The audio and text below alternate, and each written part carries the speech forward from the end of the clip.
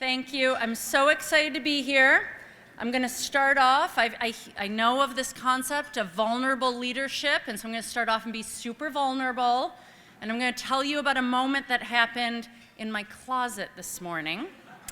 I was choosing what I was going to wear today, and I thought of my 11-year-old who's a fashionista, and she always has comments on what I'm wearing. And she calls these my party pants. And I pulled them off my closet rack because I thought, today is a day for the party pants. It has been 4 years since we've been in this ballroom together for this event. Last time was 2018, when the executive director of the Vermont Housing Finance Agency was Sara Carpenter. And I am Maura Collins, the new executive director of VHFA, new for the past 4 years because we had a little pandemic in the meantime. I don't know if you've heard. And since we do this conference every other year, it means it's been 4 years since we've been together. And I'm so excited to wear my party pants with all of you and get a chance to connect with you in real life and not just with, the Zoom box. So, pop quiz, hotshot. I'm starting with an impromptu poll. We're not doing the poll clickers this time. We're going to do old-fashioned raise your hand. I've had too much technology the last couple years, okay? So raise your hand. We've done this conference every other year for over 20 years, so raise your hand if you think you've been at this conference 5 or more times over your career. Yep, thank you. Thank you. Now, put your hands down. Now, I want to see hands for everyone who has never been here before. This is your first conference. Welcome. I don't know if you've heard, but housing is having a moment. Yeah, and so it's a hot topic. I take it you have heard. And it's impacting all of us, what's happening with housing, and it has been for a long time. But I want to do another poll. Raise your hand if you are a part of a group or an organization that has helped deliver stimulus funding to Vermonters. Yeah. And raise your hand if you or a group you work with are planning for the future of Vermont's housing and communities in light of all the changes over the last few years. Yeah. This is an amazing group of people we have gathered here today. Welcome to the Vermont Statewide Housing Conference. You are all very welcome, whether this is your first or your fifth or whatever time it is for you. Because we need all of y'all. We need all of you. This is an all-hands-on-deck kind of situation. We need all of you here today and all of you helping to address your piece of the housing challenge that's happening in Vermont. So before I thank our sponsors and our organizers, I want to thank you, each of you, for lifting up your part. There have been times, especially in the last 2.5 years, where the housing and care needs of our communities have been really overwhelming. I think a lot of us have at times felt that overwhelm and felt smothered by the enormity of what's happening around us. But somewhere during the pandemic, someone helped me remember the parachute game from elementary school, where you have that slippery parachute of multi-colors, and it was often round, and everyone grabbed their colored slice, and we all would billow it. Sometimes we'd popcorn balls up in the air, but the best part was when we all threw the parachute up and held it in our hands and then sat on it real quick, back when we could fall to a wooden gym floor and be able to get back up. But the magic was what happened inside that multicolored parachute when you could see your friends across the way, and there was a shelter over us, and we were all protected from the overhead gym lights as we sat there under that parachute.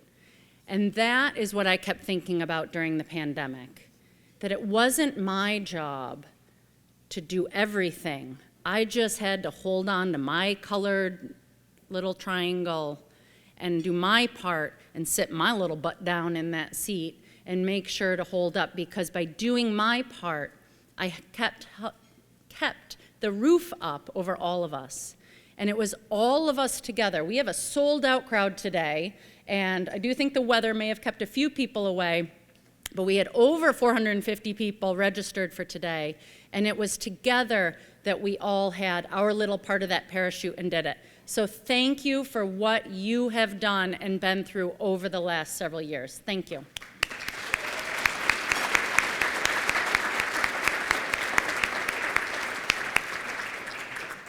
So I'd like to take this opportunity to thank the 47 sponsoring organizations that made this conference be so affordable. They're listed in the slideshow that you've been watching, and you're going to see them up again.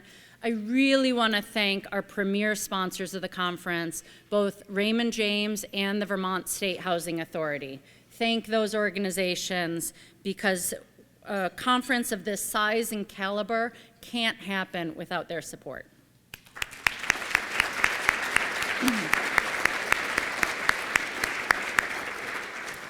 As I said before, the conference is breaking all sorts of records. Even when we had the HUD secretary years ago, we did not have as many people registered as we do for today. And so with that comes a few logistical realities. It looks like we're okay with seating, but if those of you are walking in and you want to be brave enough to come find seats this way, you're welcome to. Also, some of us are a little rusty and out of practice with being around so many people, so let's take care of ourselves and each other, and please respect those of us wearing masks and understand that some of us may want a little extra space, but recognize that we're going to have to do our best to have this conference be as smooth as ever. And in with the glitches that are bound to happen, because we're all a little out of practice, there is a workshop that is not going to happen today that you may have signed up for. It's the 3 p.m. Breakout session on housing discrimination. But thanks to CVOEO's Fair Housing Project, Jess Hyman, she is going to be in that room at the beginning of the session. She's going to have handouts and materials if you're really interested in learning more about housing discrimination in Vermont. And she'll be there for a bit to answer some questions and connect with folks. There are other workshops happening at that time. So you could think about choosing another one like Maximizing Our Impact with Carrie Seacrest.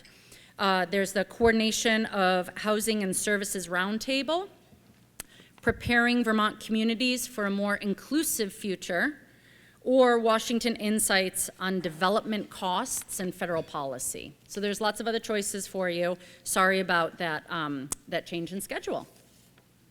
So with those logistics out of the way, we are very happy to have our state legislators and staff from our congressional delegation here today.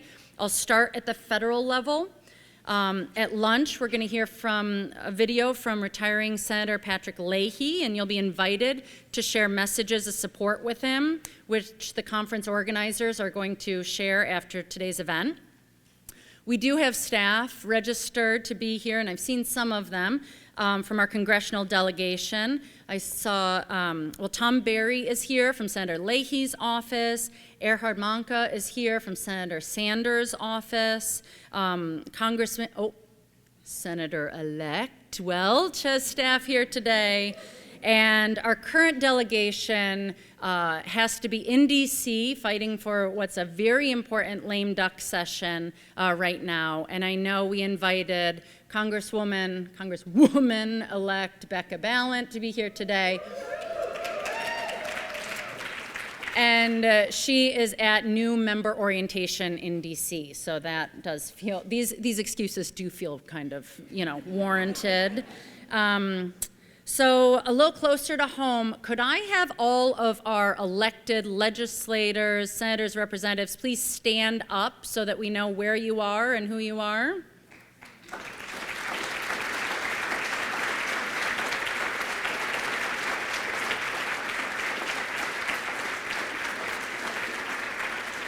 So They have a special colored indicator on their name tag. Please feel free to go up and accost them and ask them for more money for housing and whatever else comes to your mind. So thank you for being here today, legislators. It shows how important housing is to you, and we all look forward to working with you in the session to come. And so we had a great team pulling together the conference today. I want to recognize the 17 organizations that created today's event. You can see their names here. I'm not going to read them all, but I do want to appreciate that staff from all these organizations have been working for over 9 months to put on this conference. And of course, I want to thank the staff at the Vermont Housing Finance Agency. Many and most of our volunteers today are VHFA staff, and they helped prepare for this conference, led by Lori Gilding and Leslie Black-Plumeau.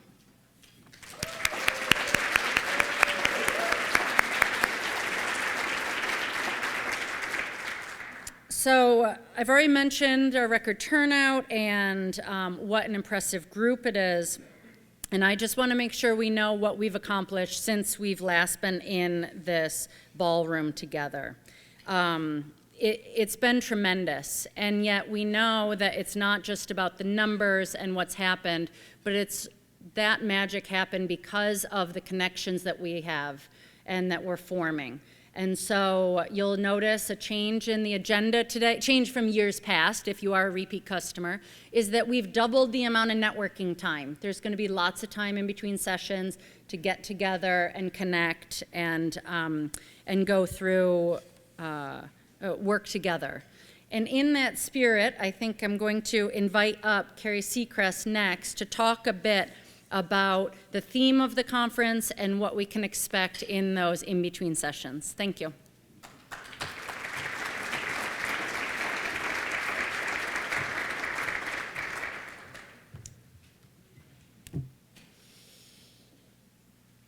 Good morning. And first, on a personal note, I really want to say thank you to all of you who made such an impact in finding housing for the most vulnerable in our state. As someone who lives in the state in Brattleboro but isn't affiliated with housing, I really understand and know that you worked above and beyond the call of duty these last several years and continue to do so. So from the bottom of my heart, I really, as a regular citizen, want to say thank you.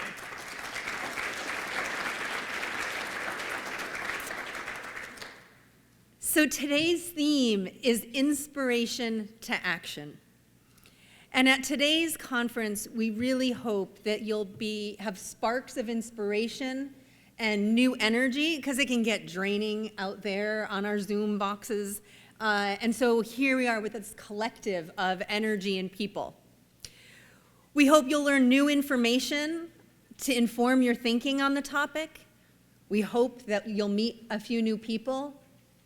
And we also hope that you'll leave with a few concrete actions to take back home. And I'll say it can feel overwhelming sometimes. This isn't a topic that's going to get solved in a day at the Hilton, especially, bumping elbows with our favorite 400 people, most of whom we don't know. As you saw from that hand raising, there are so many new people here, and how amazing that is. And so the question is, how do we get most out of the day? So the first thing that I want to open with is just to remind us that great things are done by a series of small things brought together. Everyone has their small piece in this world of housing, and collectively, everyone taking meaningful action can have a huge impact. I chose this photo to remind us that we bloom where we're planted. So whatever that means for you, your organization that you're in, the population that you serve, and the kind, whether you're at the local, the regional, or the statewide level, it all has an impact. The second thing I wanted to share is that the organizers have done an incredible job of creating focus for today's session and the whole conference theme.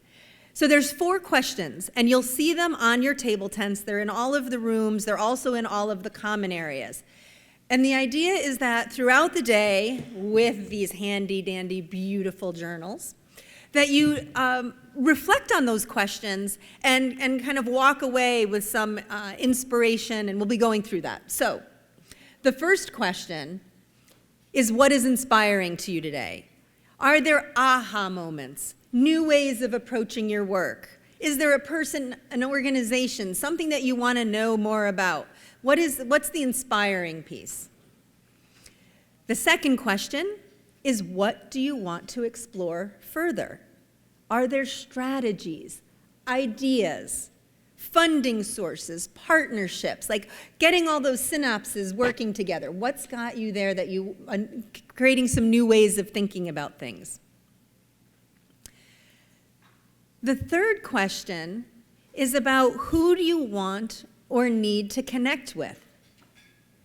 And you've got such an amazing group of people here today. This is an amazing brain trust, if you think about over 450 people registering for this event. And COVID has done a number on personal relationships in the last 3 years. And there have been a lot of staffing changes in the housing world. And there are a lot of new people here. So the opportunity is, how do we reweave our roots? And there's this concept I want to share with you called, in our social world, about strong ties and weak ties. So those people who are in our inner circle, the people who we know well, talk to all the time, those are our strong ties. And we've got that circle of them. And then there's the outer circle of acquaintances and people that we see, on occasion, that we know to say hi to, or we know their name, but we don't see them as much. And those are considered our weak ties. And for new information and ideas, weak ties are more important than strong ones. And how great, because we are at an event where we can create lots and lots of weak ties. So if you think about it, we've got that small connection through with our strong ties. But those people are all swimming in the same information, right? The people you work with every day, your loved ones, your friends, you all are kind of swimming in that same pool. Whereas we need the weak ties to open up and give us friendly opportunities for new information and new ideas. And so from that perspective, the more weak ties we have, the better. They actually say that in some research, that those people who have robust, weak networks actually feel happier overall. And if we think about it, in COVID, this really got diminished. Those small connections with the local barista, or the person, your people that you go to yoga with, or your neighbors, all of those connections dissipated, but we need them because that enhances our sense of belonging in community. So, my invitation is that during the breaks and the hangouts and at your tables is not to sit with the people that you already know, but really to go out and try to make and meet a few new people. I know for me, there was, when I lived in Washington, D.C. when I was young at 21, I remember totally feeling intimidated by going to networking events. And I used to play a game with myself, was I could go home if I had 3 business cards. And so, whatever it is your number of the day, I invite you to think whether it's 1 or 3 or 10, whatever it is, but at each opportunity to try to reweave and meet new people here today. There's a lot of change going on. The other thing that I want to invite you to alert you to is that the organizers put together that list of attendees on purpose. There's 2 ways you can access it. There are some at the registration table, hard copies, and then it's also on the front page of the conference registration on the website, on the front page. And really, you're invited to look through that, identify a few people that you want to meet, and then go look for them. Because there's different organizations, and how do we re-expand those networks? There is also, if you saw, there are two big boards, two sections, one on the second floor and one on this floor, of all of these 4 questions, and there's sticky notes, and there's sticky notes right here on all of your tables. If there's someone you want to meet, or if there's some information that you want to get or learn about, put it on take the sticky, put it on those common boards, and the organizers are actually going to try to help connect you. So if you say, hey, I want to meet someone so-and-so, and then check it throughout the day. And if you're a resource and you can offer that, do that. I mean, this is one of those things that it's only going to work if we all play. So I'm going to invite you to play.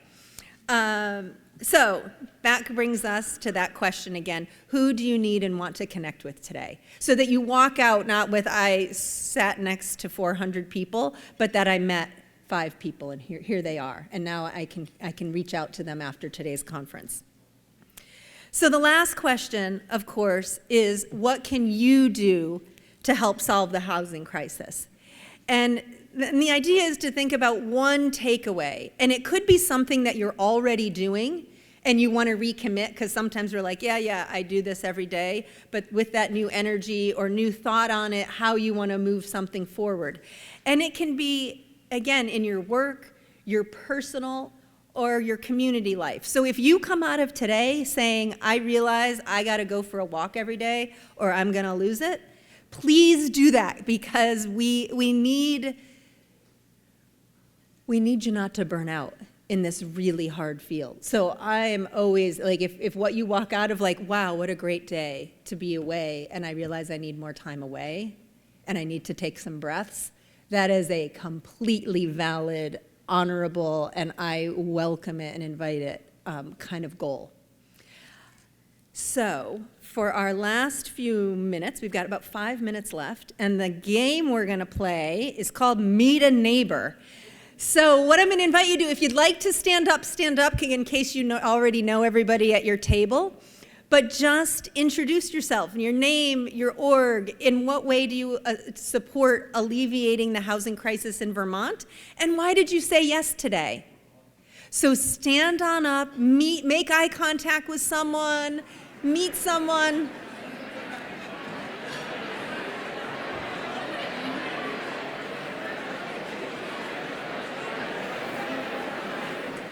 Thank you so much. You've already at least checked off one new person you've met. Have a wonderful day, and I'll see you at the end of the session. I'm Josh Hanford.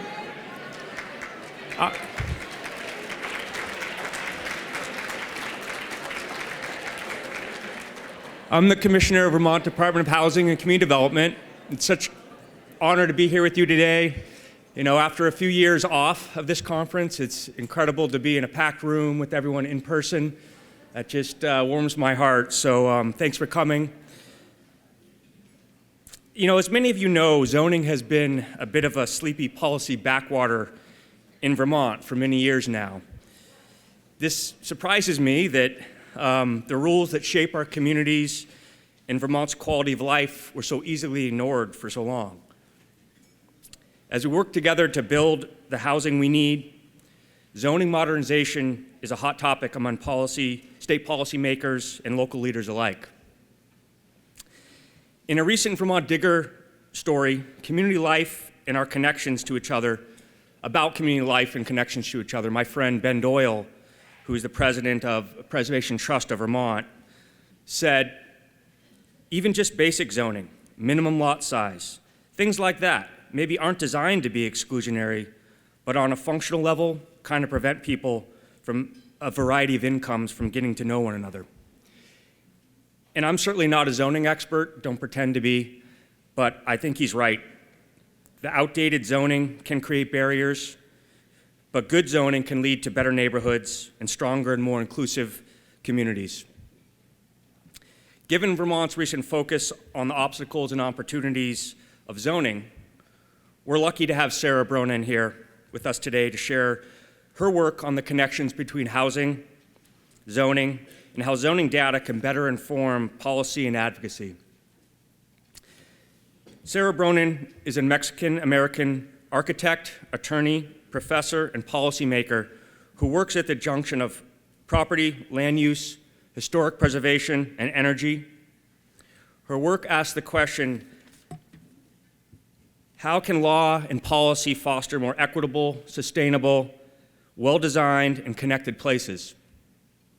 She is a pioneer in making zoning easier to understand through media appearances and extensive publications with great titles like Zoning by 1,000 Cuts.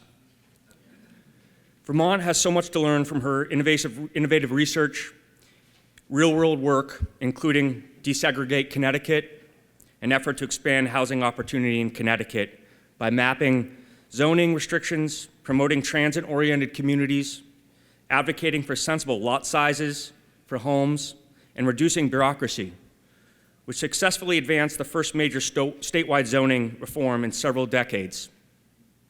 She's now working to create a national zoning atlas based on her work in Connecticut. I'm hoping we can talk about that here in Vermont. Sara's work can help us better understand zoning's relationship to housing affordability, accessibility, and diversity, and offers new hope for improving zoning decisions in the future. She's a professor of the Cornell College of Architecture, Art, and Planning, an associate faculty member of Cornell Law School, as well as a Biden-nominated chair of the U.S. Advisory Council on Historic Preservation. She holds a JD from Yale Law School, Master's of Science from University of Oxford, and Bachelor of Arts in Architecture from the University of Texas. Please join me in welcoming Sara Bronin for a keynote, Unlocking Zoning Potential to Improve Vermont's Housing Stock.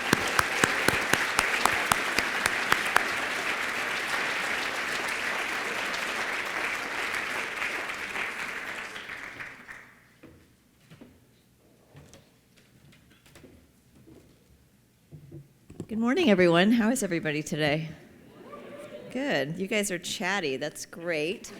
That's one thing I've noticed in my short time in this room. So I'm really happy to see everybody get together.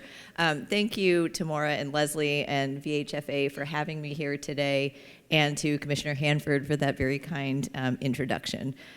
So I'm going to talk today about one of the many tools that people in this room have used, and I know that you come from a variety of backgrounds: public sector, private sector, real estate development, planning, finance, and I know that each of you has an interest in leveraging all the tools in your toolbox to promote more equitable and more housing.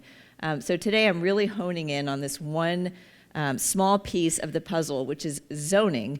And the reason is zoning, as Commissioner Hanford said, really is zoning codes are the rules of the game. And so unless you have good zoning rules, everything else that you're doing in all those other tools in your toolbox might not be able to be used. So with that, all right, great. With that, I'm going to start with what zoning is. And so everybody in this room is familiar with zoning, right? Raise your hand if you know what zoning is, okay. So my definition of zoning is the local government regulation of land uses, structures, and lots. So sometimes people say, well, zoning is land use regulation, and that's true. It does regulate uses, but it's really important for us to keep in mind that it also regulates the size and bulk of structures, as well as the way that lots are developed. So I see it in three parts, really. Zoning can also regulate specific details of construction. So the images that you're seeing here are images from Hartford, Connecticut, where I was a planning and zoning commissioner for 7 years and helped to rewrite the zoning code, and these are images of our new code. In the last image, you saw a map, because of course zoning codes have both a map, which designates districts and puts land in specific districts, and text. So you have text like this chart that looks at our downtown codes.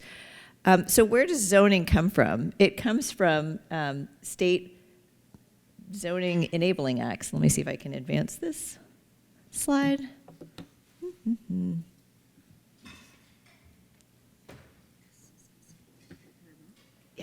Doesn't. It's not advancing quite yet. We're a little behind today, a little sleepy. But zoning comes from state standard zoning enabling acts. And so those have been around for a century. They were first put out by the U.S. Department of Commerce during the Herbert Hoover era. And 1920s, mid-1920s, and it's pursuant to those model state zoning enabling acts that zoning was enacted all over the country from state legislatures providing local governments with authority to zone. So in a way, zoning is 100 years old, and lots of communities in Vermont probably adopted zoning in those early stages and then continuing on throughout the century. So without slides, I'm going to just keep going. Yep. Mm-hmm. So that's what I'm on now. Projector's froze up. I think the projector's frozen. So you're just going to have to imagine that you can see the words that I'm saying, but it doesn't really matter because it's all really the same thing. All right, so next topic I wanted to talk about was why zoning is important. And so again, lots of you raise your hand, you're familiar with zoning, you know what the consequences of zoning are. And so putting these in maybe big buckets, the most obvious consequence of zoning is its impact on the affordability and the supply of housing. So fair housing, that's what the topic of this conference, one of the reasons you are all here. But of course, along with that comes zoning's consequences on transportation. So if we are regulating our land development through zoning in particular ways, we are regulating land in a way that enables us or prevents us from using cars, using mass transit. If zoning puts lots of uses together in dense areas, that it supports transit. If zoning has large minimum lot sizes, that promotes sprawl and car dependency. So zoning has a huge impact on transportation. It also has an impact on how our infrastructure can develop. So not just our transportation infrastructure, but water, sewer, lighting, energy. Zoning and infrastructure interact in really important ways. So that may be one bucket, housing and infrastructure. A next bucket of ways that zoning impacts our lives is in the area of environment. So the way that we zone has huge impacts on environmental, on our ability to respond to climate change. Again, thinking about how we zone, if we're zoning in ways that create sprawl, we're requiring people to use cars, we are essentially requiring greenhouse gas emissions, we're making it harder for people to walk and bike, especially with things like large minimum lot sizes. Zoning also ensures or prevents our ability to access nature.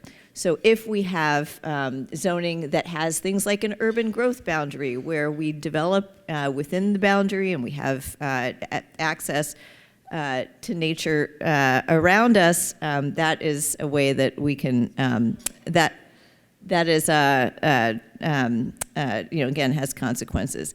Zoning has impact on our food supply. And of course, I guess the last bucket is the area of opportunity. So economic opportunity, educational opportunity, all of these things are impacted by zoning. If we are zoning single family only, residential only neighborhoods without a mix of uses, we're making it harder for people to get back and forth between jobs and educational opportunities. So zoning has these really far-reaching consequences, and in all of the areas of economy and society that we can probably possibly think of. And I think talking about that and just framing it in that way is really important, because otherwise, why are we talking about this possibly arcane area of local government law? And it's, in my opinion anyway, it's because we have these really important consequences. Okay, so, all right, so we'll flip through all of these. Da-da-da-da-da. And now here we are. So, all right, so zoning comes in lots of different forms, and it's the particulars of zoning that make these impacts on all of these areas that I've just discussed even more salient in some places, more dramatic in some places. And so this really brings us to this question: how do we zone now? And how exactly does that particular zoning impact our lives? And I guess I would say that given zoning's importance, I've just told you all of the different areas that zoning has an impact, you'd think that we know all the answers to those questions. But the truth is that we really don't. We don't even really know how we zone today. So you may be familiar with one or two, well, probably lots of you in this room are familiar with lots of zoning codes because that's your area of specialty. But can you easily compare jurisdictions to each other?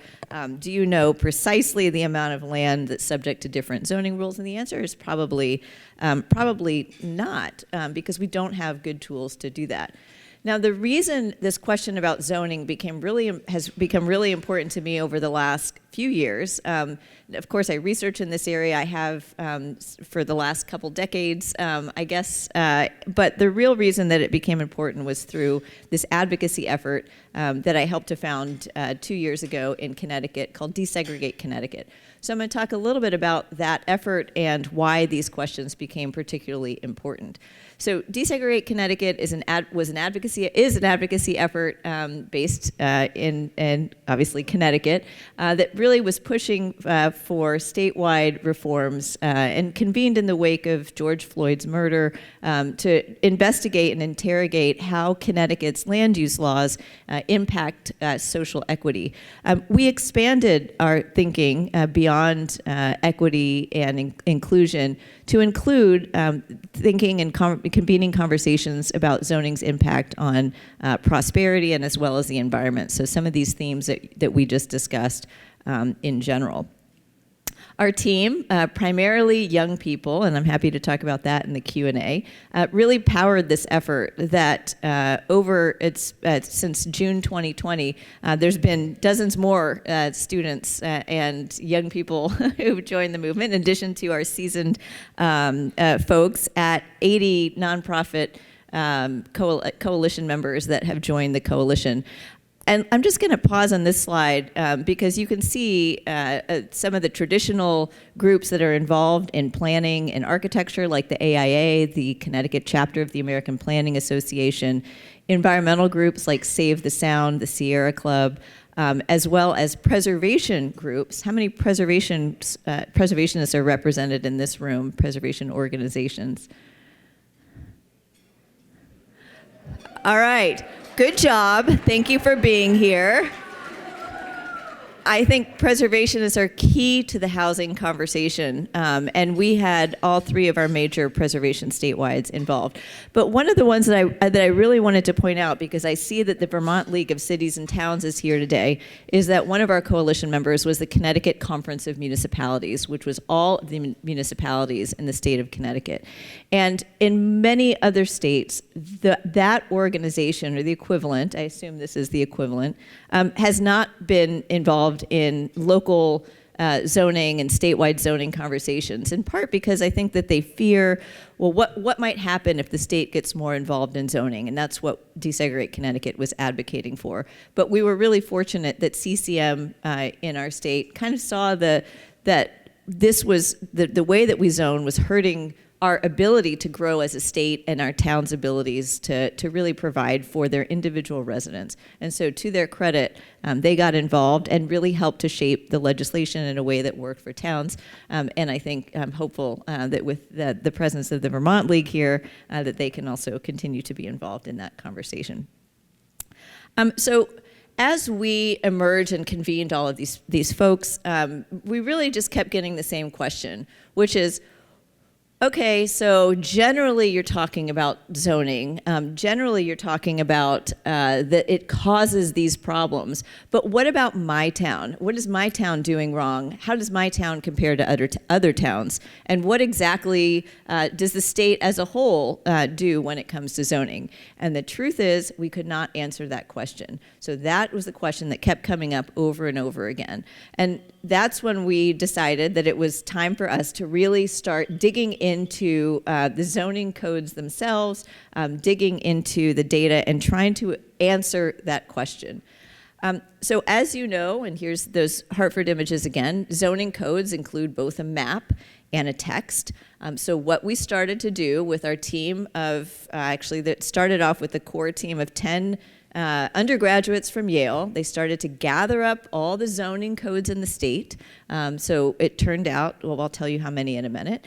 And we developed a Google Sheet, and we just started collecting information about the districts, whether they were mapped, whether they were an overlay, what type of district, was it elderly housing, affordable housing, did it permit 1, 2, 3, and 4 or more family housing?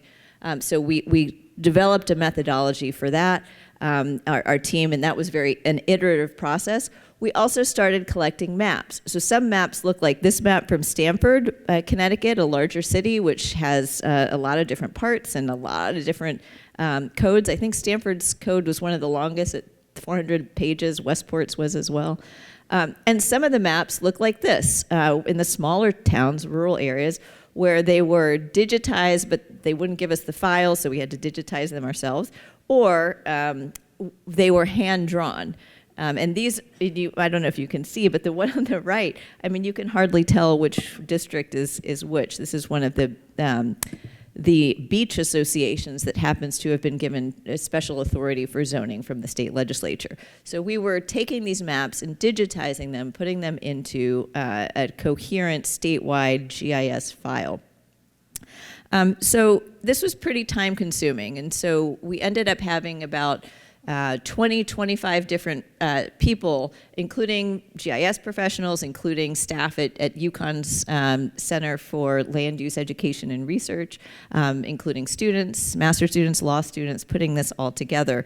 And it was very ad hoc because it was the first time, to our knowledge, that anybody had ever tried to pull all of these pieces together, the zoning code analysis and the mapping, into one coherent framework. So this is an image of Connecticut, and this is actually an image of our zoning map, but it shows the 169 towns. We actually found that there were 180 zoning jurisdictions because of the legislature's special act authority that had been it had given to non-municipal governments. We found that amongst all of that, there were about 2,600 zoning districts, and we reviewed in total over 32,000 pages of zoning text. So this is not for the faint of heart, but it resulted in the Connecticut Zoning Atlas. So I'm just going to go through, if you can look at this online at zoningatlas.org, and then just click on Connecticut.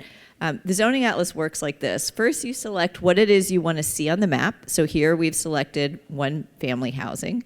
Then the land meeting the criteria shows up in some shade of purple. And the purple shades the slight differences in purple relate to whether it's primarily residential, a mixed zone, or non-residential zone. The atlas can show if a town primarily zones for single-family housing, allows accessory dwelling units or accessory apartments, zones for multifamily housing, zones for housing in the 1/2 mile radius around rail stations, or we have a Connecticut Fast Track, a bus rapid transit stations near and around Hartford, and it also shows lot sizes. So these are things that you can toggle on and off in our map. In addition to these, we also collected information about a wide range, about 100 characteristics, including setbacks, minimum parking requirements, lot coverage, heights, and so on. Our findings were in my view, pretty dramatic. One of the findings was that 91% of land in Connecticut is zoned for single-family housing as of right. So that's maybe something to be expected in a state that's fairly suburban. 91%, though, is pretty large. We also found that only 2% of land in Connecticut allows for 4 or more family housing as of right. I would bet these numbers are pretty similar in Vermont, maybe even more so, because we have more larger cities, if you consider 100,000 or more large, which we do in Connecticut. It's very large. So I'm from Houston, so I have to give a little, Connecticut is the same population as the city of Houston, and which has no zoning, but we'll get on that topic maybe another time. But 91% versus 2%. And the only way we could have figured that out is by doing that time-consuming mapping process where we were mapping each and every zoning district and highlighting their housing-related characteristics. So just to give you an idea of how this works in New Haven, so New Haven is the kangaroo in the middle there with the two train stations. You'll see what I'm talking about. See it now? That was one-family house. This is where one-family housing is allowed. This is where two-family housing is allowed as of right. And this big block in orange is, I think, elderly housing, two-family elderly housing only on existing structures. So that's a little misleading.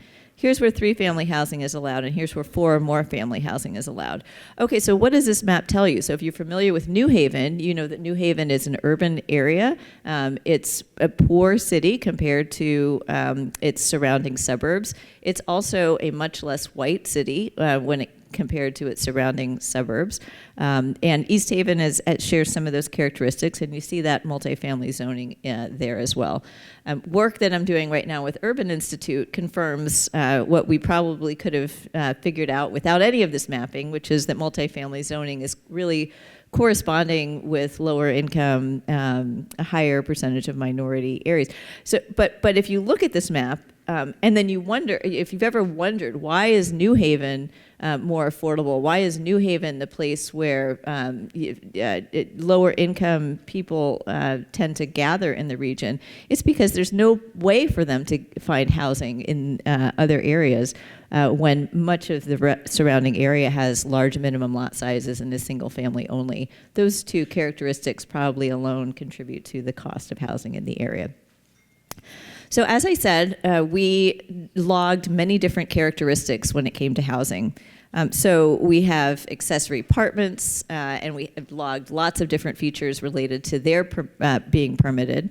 We logged whether public hearings were required. So when I say as of right, that means without a public hearing. That means an administrative approval.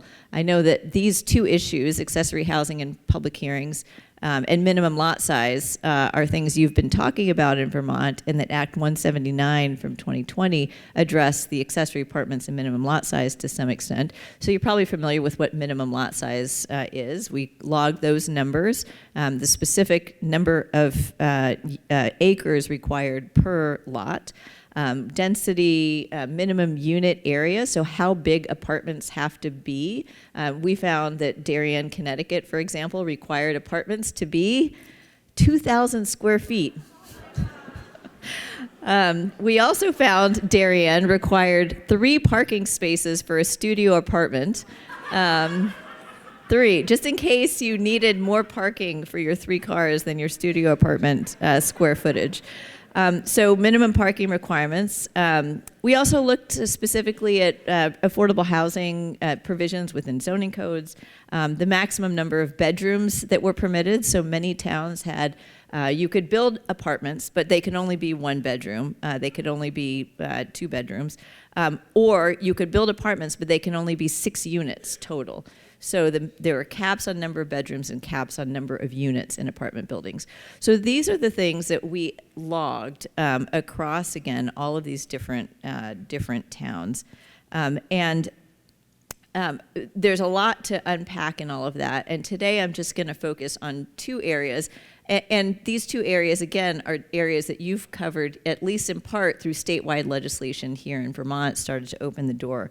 So I'm bringing you some stats here and some strategies that we use in Connecticut, just to kind of let you know what we were doing there. So accessory apartments, accessory dwelling units, these are small independent units that are built on the same lot as the larger unit. So what did the zoning atlas tell us when it came to accessory apartments? If you just click on the zoning atlas and you say, where are ADUs allowed? It looks like they're allowed in a lot of the state. Good job, Connecticut. Pat yourself on the back, even without statewide ADU legislation. Look at how many ADUs are permitted. Except when you get down to the details. And this is what you're bringing up that topic, zoning by 1,000 cuts. This is where these little other requirements that unless you log them, you don't really understand whether these types of housing, these types of different types of housing are permitted, including ADUs. So if you're looking for an ADU that allows for non-owner occupancy, that allows for people who are not family members or employees, that allows renters, because there are prohibitions on renting in some codes, and that are not restricted to elderly only, this is what you get. So this is a different chart than this, which looks, oh, great, good job. But if you're really thinking about an ADU that might be available on the open market for rent, this is what you see instead. And then here, if you add to that these two physical requirements, that there's no maximum size, so there's often a cap, a number of square foot cap on ADUs, or it's not restricted to the primary structure. So in other words, it can be detached, so let's say over a garage or as a detached unit. You get essentially nowhere. So where could you build a detached unit that's not subject to occupancy requirements, it doesn't have a maximum size limitation? Nowhere. So, or very few places. You can actually build that in Hartford.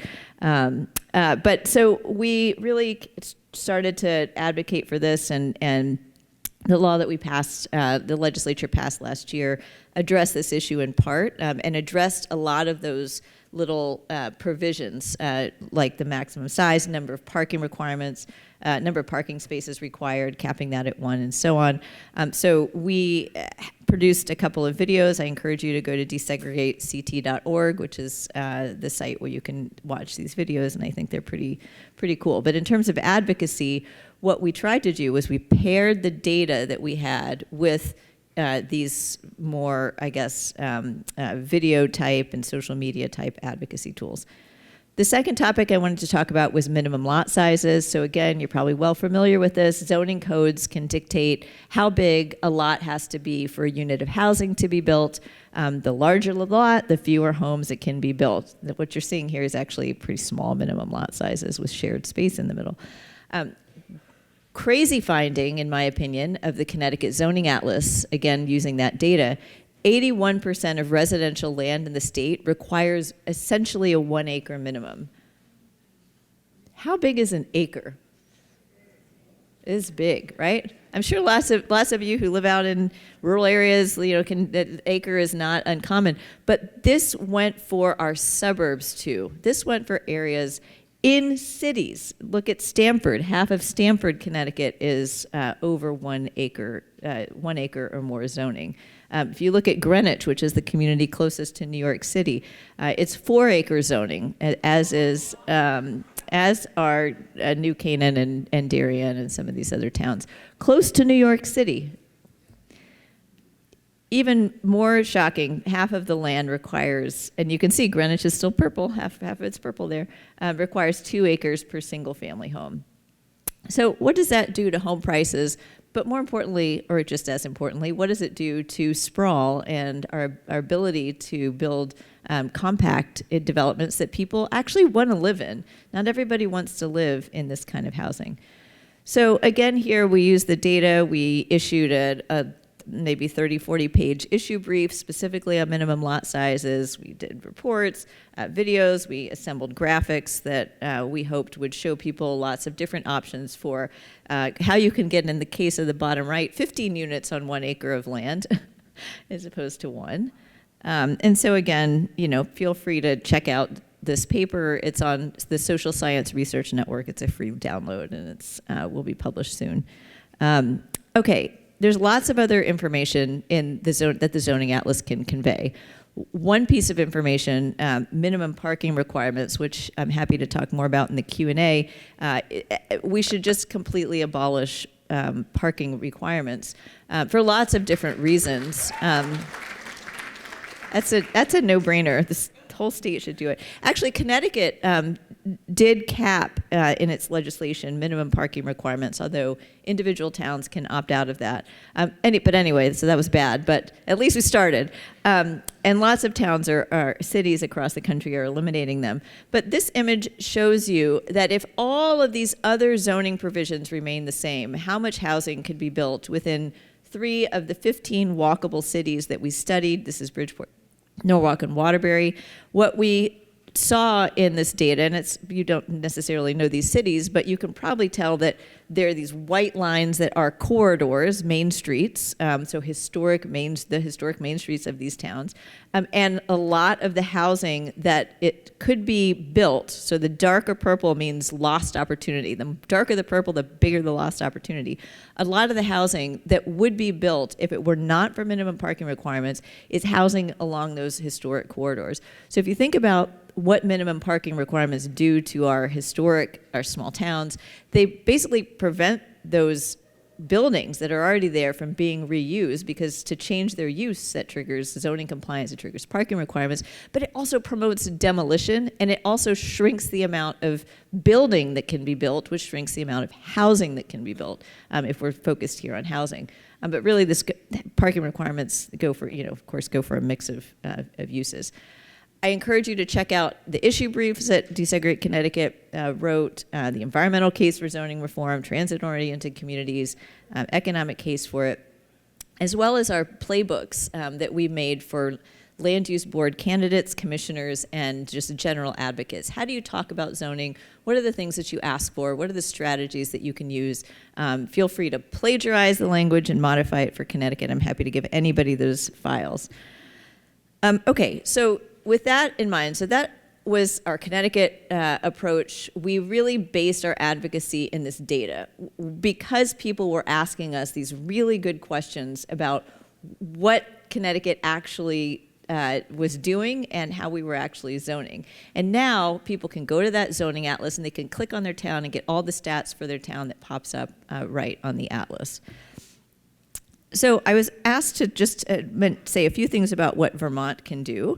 Of course, you're already doing a lot of stuff statewide. You're convening, you're here, you're talking today with each other, and I know you'll have some great plans for this really great conference as the day unfolds. But I wanted to talk to you, make a pitch for Vermont to join the National Zoning Atlas effort so that you can get some of these advantages of both collaboration with other researchers, but also just the data itself. So we launched the National Zoning Atlas in May, using the Connecticut Zoning Atlas as the example and hoping that other states would use our methodology and join in. And to our surprise, 13 other states have already launched their zoning atlases. And we are working with all of them, convening them through my lab at Cornell to develop their atlases. I'm just going to point out, I'm not putting any pressure on you here. I'll just let this image speak for itself. I'll say, too, that we have teams in Pennsylvania, New Jersey, and Maryland forming, so that's going to look like a sea of blue, and Vermont's not there yet. The goal of the National Zoning Atlas is to translate and standardize all of this zoning information in hundreds of really indecipherable to the common person pages across these jurisdictions into a standard zoning interface where people, ordinary people, advocates, policymakers, elected officials, I love that elected officials are in this room, can use the information, and the chips are going to fall where they may. You know, there's no manipulation of this zoning data. You're just going to see what's out there, and you know, whoever wants to use it can start to use it. Developers. All of these states are using this guide that we wrote called How to Make a Zoning Atlas. It's also a free download if you want to check it out. It's just been updated. We update it every month almost to address questions that arise in different places. So some states, for example, have extraterritorial jurisdiction. Some states have different zoning procedures. So we include all of those scenarios in our updated guides. Again, with the map and the text, the biggest requirement is collecting that information. That is sometimes harder than it needs to be. So not every jurisdiction wants to just hand you their zoning codes, even though it's a public document. Sometimes they make you go to their office and physically photograph or Xerox a copy of the zoning code. The methodology requires that all of these types of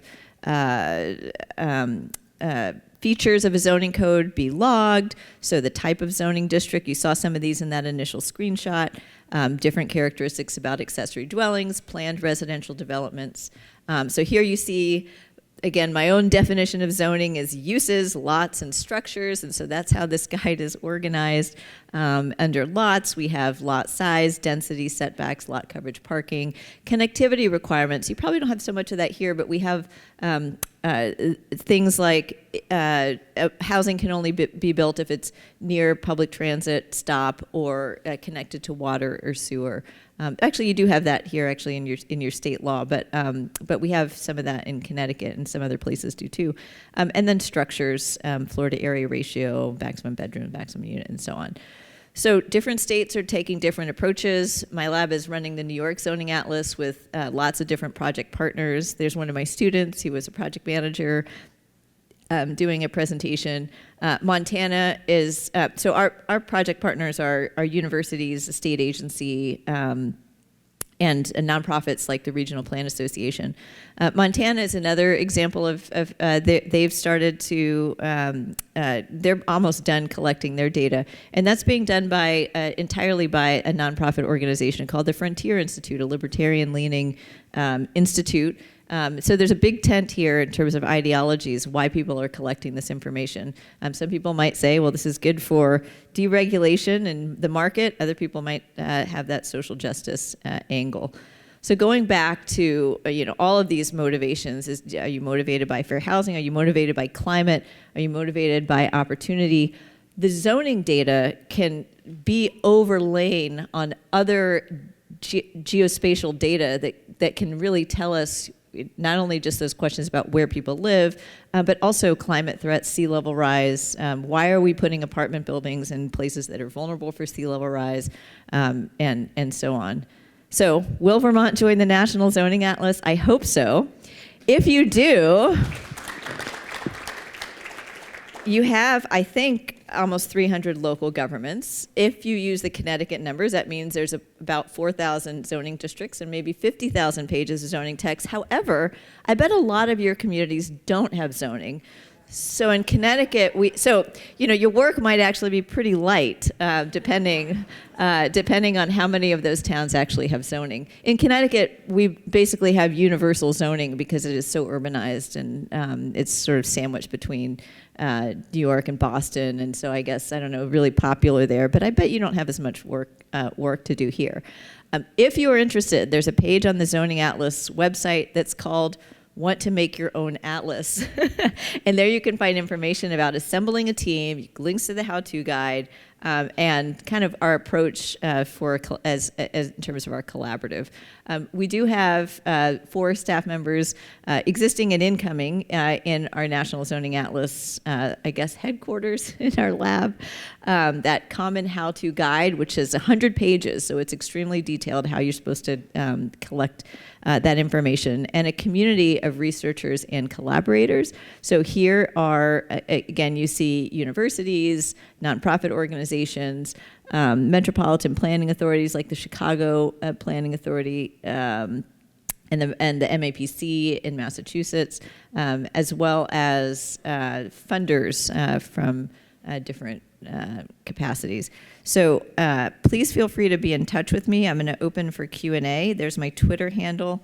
If anybody's on Twitter, I'm always happy to connect. And I think I'll just stop there. Is that good? Yep.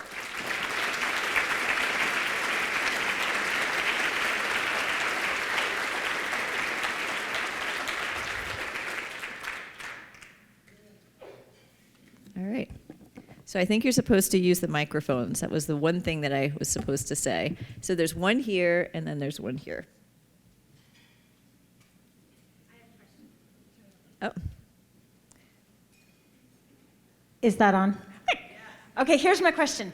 So who in this room do we have to convince, like all of these people, to get us to join the Zoning Atlas? Thanks. Oh gosh, I mean, it just takes one person. So, we found there's a team emerging in Virginia, and it's basically a grad student who said, I want to do this. So he contacted the APA, local universities, professors, asking people to take specific regions. He's just sort of taking it on himself. I mean, there's lots of different ways project teams can emerge. It could come from one of the state agencies. It could come from legislative authority. It could come from a few regional planning authorities banding together. So there's lots of different ways. The way that we've been taking on project teams is, essentially just talking with them, seeing if they have a credible team, and then connecting them with funding resources. So if you don't necessarily have funding resources here, we can probably help find at least some startup funding. Yeah. Is zoning strictly a state rights issue? Does the federal government have any role in this, or does the federal government have plans possibly in the future to address the inequalities by the zoning issues as a federal issue? Yeah, so you might have seen a few months ago, President Biden released an executive order indicating that the administration aspired to connect certain housing or certain federal programs with zoning progress. And so after announcing that, I think maybe they realized, well, we don't have a baseline for how communities zone now, so how are we going to know whether they've made progress? And so we've been talking a bit with the White House and with HUD about how the National Zoning Atlas can be used to help them at least establish a baseline now and see what aspects of zoning might be important to incentivize. So, for example, if it's minimum lot size that's driving housing supply and affordability issue, which it probably is, and our research can probably show that, then you focus maybe on reducing the amount of large lot zoning in a community. So what is that differential, and how will the administration reward that? Beyond that, incentive type arrangements, I don't think that the federal government has any specific plans, although there's definitely some discussion in the Senate and particularly in the Senate about the federal government's role in zoning because of its impacts on interstate commerce. So at least there is some kind of hook there. But for now, and for the last century, it's really been states that are in charge of enabling and making the rules. Yeah. I'm wondering, excuse me, how much? It's not on, Chair. Okay. Let me find this. Is this it? Yay, we've got it. Thank you. So I'm wondering how the state and the legislature dealt with cooperation or pushback from the local towns who have had zoning in place for a long time. And how did you deal with red line districts, so-called red line districts, which I would imagine Connecticut has quite a few of? Well, redlining really refers to, at least in my my experience, that historical more of a bank policy type districting, as opposed to zoning, which is land use regulation. So I think we can probably, and in fact, some have started to overlay those historical redlining maps with current zoning, finding that the areas that were zoned, C and D, sort of lower quality neighborhoods, tend to be those neighborhoods that still have lower income demographic characteristics, but also are zoned for multifamily housing. So I think there's a correlation there. Your first question about resistance. So I actually think that with knowledge about what zoning is and does, people get very interested in changing it. And certainly there's a knee-jerk reaction out there by individual people, by some local elected officials that might say, well, it's always been this way, we don't want to change it. And I think that status quo bias affects policymaking across lots of different spheres. The opportunity we have, and you referenced that, housing is having a moment this morning. The opportunity that we have right now is that people are taking more of an interest. And so although we saw some pushback from especially towns down in the Fairfield County, close to New York City area, we actually saw elected officials from small towns and big towns New Haven, Hartford, Pomfret, small town, testify at that hearing for the bill that eventually passed in favor of the legislation. Because again, I think as people gain more understanding about what zoning is, they realize that what their neighbors do, what they do, it's sort of all related. And so to have guidance that presents a more unified approach to land use regulation across jurisdictions actually can help some of these towns achieve their population growth goals in a slow growth state. Yeah, there's definitely always going to be resistance. But I think part of what we were trying to do through Desegregate Connecticut is arm ordinary people with information about their own zoning so that they could go to their elected officials and start to turn that tide away from just the status quo bias. Is there a type of current use in Connecticut for your rural areas, current use program? Or use value program, I should say. Not the way that, maybe not the way that Vermont does it, no. Yeah, we don't have an Act 250. Thank you. Hi, good morning. My name is Ariel Jensen Vargas. One of the things that you mentioned very briefly is something just that I would kind of bring into a focus is the ADUs allowing for farm workers to live on the property. There is a significant population of Mexican farm workers in Vermont. And those people are actually living on the property of the farmer. Some of those Mexican farm workers are not actually legally here in this country. So this kind of emphasizes the fact that these are people that are living on their employer's land, giving that landowner a lot of power. When we're talking about Connecticut, we're talking about the fact that with such a scarcity of rental housing, that means that if you lose your rental housing, the ability to find another rental in a maybe 30-day block of time is so difficult that actually adds to the disparity of power between the landlord and the tenant. And that's just something that I would like to emphasize is that these zoning laws are really impacting the tenants as well in terms of having no power to control their lives. Yes, and I think that's a great point. So across the country, we have a housing shortage. We don't have enough housing for people. And what that means is that, especially in the renters context, we see that landlords have much more power because renters can't move. They don't have that ability to exit, as we talk sometimes in the economics literature. They can't move, and even when they would like to, the housing that they want to find is more expensive. If we created more housing, tenants would have more opportunities to do that. The issue of the farm worker housing is interesting. We don't have good data on that because what that is.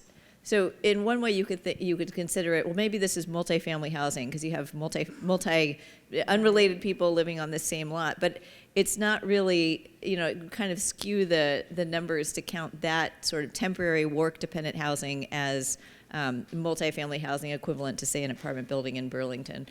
So one thing that states have been doing is where you have those specific conditions. So if there's lots of farm worker type housing here, you create a new column where you collect that data for Vermont, even if it's not collected in Connecticut.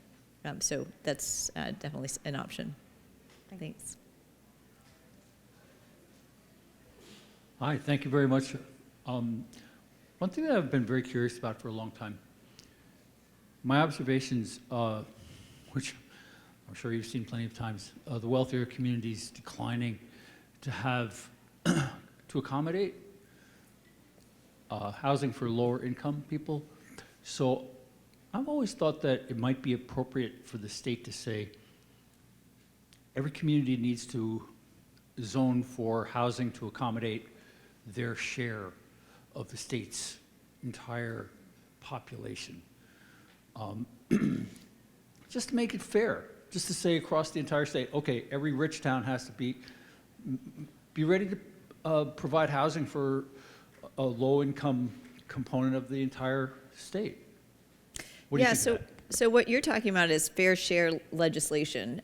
So New Jersey is a state that has a fair share regime as a result of court cases, the Mount Laurel decision, that have in turn resulted in a state agency being created and housing being constructed that enables municipalities across New Jersey to bear more of what is their fair share than they have in the past. That has resulted in housing being created in New Jersey, but in some ways it has resulted in housing that's not necessarily in the right places. So for a state like Connecticut, where you have a lot of rural areas and suburban areas, my bias is, and this is just my bias is that what we should be doing is building new housing in places where we have existing infrastructure, not dispersing housing out to places where people can't, even if they do have an inexpensive apartment, they can't access the services that they need. So our thought through Desegregate Connecticut is that instead of focusing on the fair share model, which was developed in the 1970s and 80s of thinking, is that we should focus on areas that already have water and sewer, which is not all of Connecticut, but also areas around transit stations. So we have 61 transit stations, 61, 62, if you count up the rail and the Connecticut fast track stations. And simply by rezoning those to allow for 15 units per acre could create hundreds of thousands of new housing units, as long as that housing is permitted as of right. So I haven't emphasized enough the power of public hearings to kill housing. Because people who show up at public hearings are the people who already live in a town. They're not people who don't yet live in that town, but want to live in that town. And even when those people show up at hearings, they're shouted down or things get, I'm sure not in Vermont, but in some places, people are not very polite. So the reason, I think Vermont has a lot of respect for planning, but the planning has to translate into regulations that enable those plans to be developed. And once you've planned, and once you've changed the regulations to develop that kind of housing in the way that you've planned for, there really should not be a need for additional public hearings for individual housing applications. Oh, wow. Great. So eliminate public hearings for housing, as long as you write the rules. So in Hartford, for example, we have a form-based code. We know exactly what's going to be built. We know how tall it's going to be. We know where it's going to be situated with respect to the street line. We know even what kind of roof it's going to be. Maybe that's too prescriptive, but Hartford is very historic, lots of historic neighborhoods, so we wanted to kind of provide some parameters. There are no public hearings in the city of Hartford for any housing. And that's how we wanted it. And there's no parking requirements either. There's bike parking requirement. It's like lawless over there. But that's how we wrote the rules intentionally, because again, in a slow growth state, in a struggling city, what we want is development that is compatible with our neighborhoods, but also is easy to build. So if you're frustrated here in Vermont, you're a real estate developer, come to Hartford.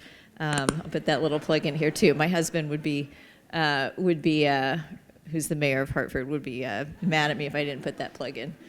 All right, I think this is the last question. Hi, thank you so much for being here. It was a really cool talk. I'm a computer science student at the University of Vermont, so I'm really super interested in what you had to say. I don't know if you noticed, but there's a big hole in the middle of Burlington. We call it the pit, and it's one of the problems that kind of created the pit was like a reliance on private development and a lack of community control and equity in development. And I'm just curious how you think of zoning, balancing encouragement of private development while also considering equity and community control. So I think the best path to equity is kind of what I was just saying, is that if you have parameters within which private development can occur, and you make it so that people can't block, especially housing, I'm really talking about housing, then you will it'll be much faster for a community to create housing and create opportunities. I'm not familiar with the pit, but I'll have to check it out sometime today. I mean, I think, so for me, I mean, I've worked in real estate development. I obviously care about equity too, as you can see through Desegregate Connecticut. I think there is a way to balance. I mean, just the way, I mean, I've written about in other areas, there is a way to balance historic preservation and affordable housing and historic preservation and renewable energy. To me, these are design problems. In the case of zoning, it's a legal design problem. In the case of historic preservation and ADA compliance, that's an architectural design problem. These are design problems. And if you design the system with that goal, equity in mind, and you say, you know, we're going to approve in this town apartment buildings with X% affordable units, just as of right, we're just going to do that. You know, that may even be a start of it. I do want to say one more thing, since you're a computer science major. One of the things that we are hoping to do with this National Zoning Atlas project is use machine learning to more quickly read zoning codes and code them. And if we're able to get some funding for that, we have a grant into the National Science Foundation, we will be one of the first projects that has these really complicated 200-page legal texts where a machine can go through them and actually spit out at least a good chunk of information that we might be able to use for the zoning atlas. So don't wait too long, Vermont, but if you you might benefit from some of that research and accelerate your work. But I think that's going to be a very cool new frontier in computer science at the intersection of computer science and law. So stay tuned for that. Thank you so much for having me. I really appreciate it.